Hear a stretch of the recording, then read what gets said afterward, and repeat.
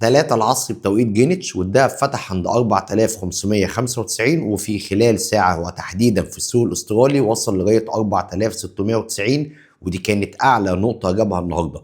بعد كده فتحت بورصة شنغهاي وقفلت، وفتح السوق الأوروبي. وعندنا النهاردة أجازة في أمريكا بسبب عيد ميلاد مارتن لوثر كينج الابن. دي مناسبة أمريكية بتكون أجازة رسمية في أمريكا يوم الاثنين الثالث من كل شهر يناير في كل سنة.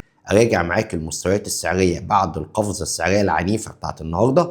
عندنا 4650 منطقه دعم، عندي 4660 منطقه ارتكاز اللي شغالين حواليها دلوقتي، وعندي 4690 دي منطقه المقاومه. طبعا النهارده السيوله هتبقى ضعيفه شويه، وتقريبا الاسعار هتقفل في نفس الرينج ده من 4660 ل 4675. اخر التطورات ان احنا دلوقتي في عز الحرب التجاريه ما بين امريكا وما بين اوروبا بسبب جزيره جرينلاند. وطبعا بالرغم من ان امريكا قوه اقتصاديه وعسكريه وسياسيه عظمى، بس في معلومه مهمه جدا عايزك تعرفها، ان امريكا مديونه لاوروبا ب 8 تريليون دولار بسبب سندات الحكومه الامريكيه الدولاريه.